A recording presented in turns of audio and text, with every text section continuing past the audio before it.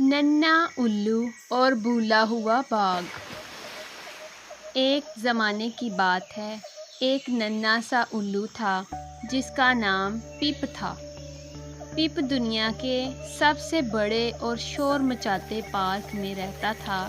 درختوں پر جھولتے بندر، دن بھر بھاگتی گلہریوں اور شام کو بچوں کے کہکوں کے درمیان پپ خود کو کبھی بھی پوری طرح سے پرسکون محسوس نہیں کرتا تھا۔ پپ کی ایک خاص بات تھی، وہ ایک چھوٹا سا ٹوٹا ہوا چشمہ پہنتا تھا۔ اس کا ایک شیشہ غائب تھا، لیکن یہ اسے دنیا کو زیادہ صاف دیکھنے میں مدد دیتا تھا۔ اس کا خواب تھا کہ اسے ایک ایسی جگہ ملے جہاں مکمل خاموشی ہو، جہاں پھول خود سے گیت گائیں اور ستاروں کی روشنی زمین پر اترے۔ وہ ہر رات اپنے بڑوں کی کہانیوں میں ایک ایسے بھولے ہوئے باغ کے بارے میں سنتا تھا جو صرف ان لوگوں کو ملتا ہے جن کا دل سچا ہو۔ ایک طوفانی رات کے بعد پپ اپنے پسندیدہ بزرگ شاہ بلوط کے درخت کی کھوکھل میں سو رہا تھا۔ سورج نکلنے سے پہلے کی مدھم روشنی میں اس کی نظر ایک پرانے کٹے پھٹے چرمی کاغذ پر پڑی۔ یہ وقت کے ساتھ زرد ہو چکا تھا۔ جب پپ نے اسے کھولا تو یہ ایک نقشہ تھا۔ نقشے پر کسی الارا کے ٹھکانے کا رستہ بنا ہوا تھا جو ایک پھول نما مہر کے ساتھ نشان زدہ تھا۔ راستے عجیب و غریب علامتوں سے بھرے ہوئے تھے اور آخر میں ایک چھوٹی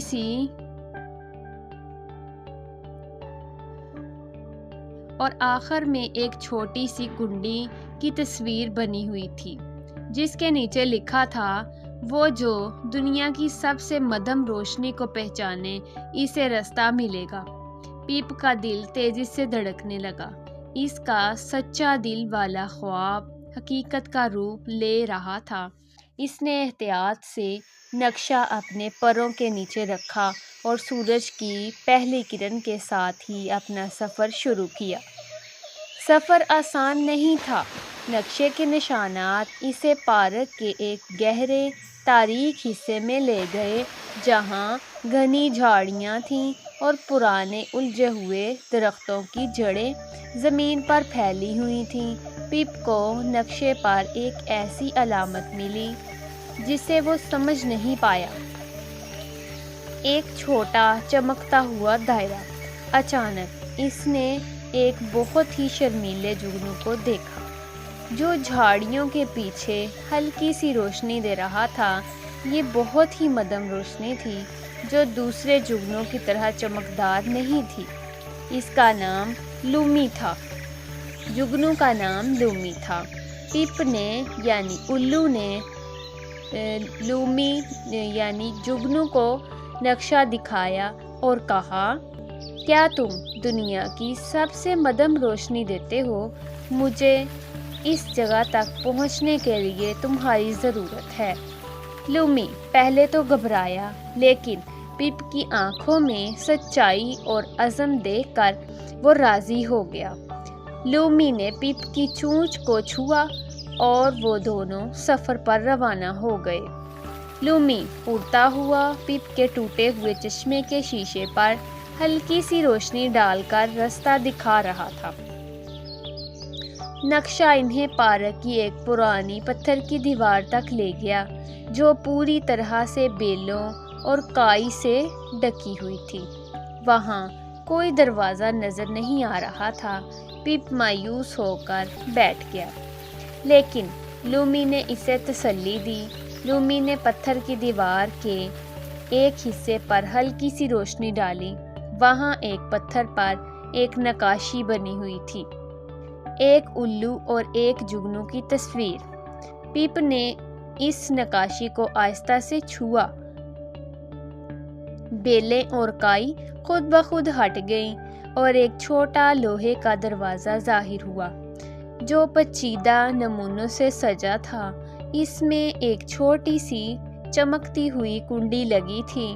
پیپ سمجھ گیا کہ یہ کنڈی صرف لومی کی مدھم نرم روشنی سے ہی کھلے گی۔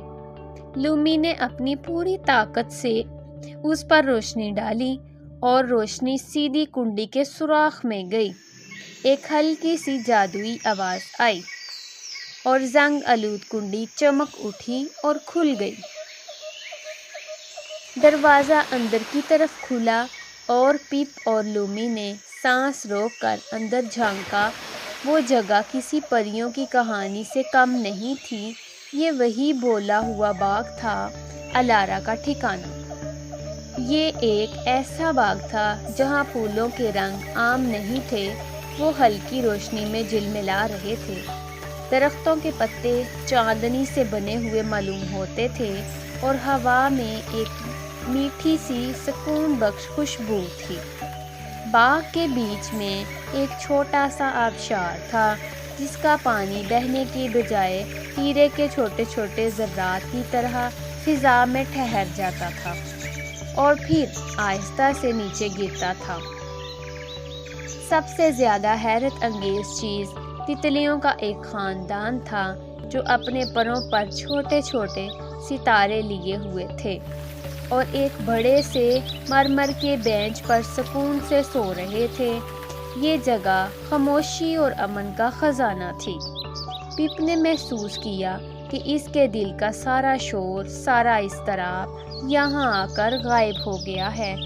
اس نے اپنے ساتھی لومی کی طرف دیکھا اور لومی بھی خوشی سے جگمگا رہا تھا۔ پپ نے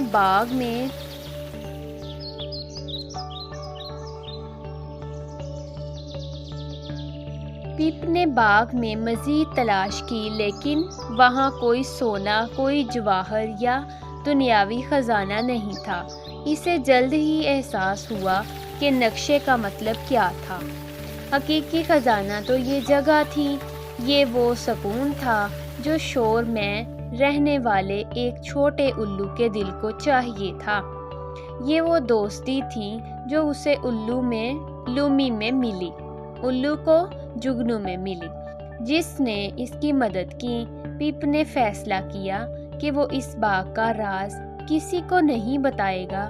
وہ اور لومی اس کے خاموش محافظ رہیں گے۔ انہوں نے باغ کے بیچوں بیچ سوئی ہوئی تتلیوں کے پاس ایک چھوٹا سا چکر لگایا۔ پپ نے اپنے ٹوٹے ہوئے چشمے کے ایک ہی شیشے سے آسمان کو دیکھا اور آج ستارے اسے پہلے سے کہیں زیادہ چمکدار نظر آئے۔ پپ اور لومی نے دروازے کو دوبارہ بیلوں سے ڈانپ دیا، اس راز کو دنیا سے چھپا دیا۔ جب پپ پارک میں واپس پہنچا تو سورج مکمل طور پر نکل چکا تھا۔ پارک کا شور اب بھی وہی تھا لیکن پپ کے اندر سب کچھ بدل چکا تھا۔ اب وہ شور اسے پریشان نہیں کرتا تھا۔ اسے معلوم تھا کہ دنیا میں تمام شور و غل کے پیچھے ایک خاموش خوبصورت جگہ موجود ہے جو اب اس کا اپنا راز تھا۔ وہ جب بھی تھکتا یا پریشان ہوتا وہ صرف اپنی آنکھیں بند کرتا اور الارا کے ٹھکانے کے چمکتے ہوئے پھولوں اور ہیروں جیسے پانی کو یاد کرتا۔ پپ نے سیکھا کہ سب سے بڑے خزانے ہمیشہ دنیا میں نہیں بلکہ ہمارے اپنے اندر یا پھر چھپے ہوتے ہیں۔ اچھا، معصوم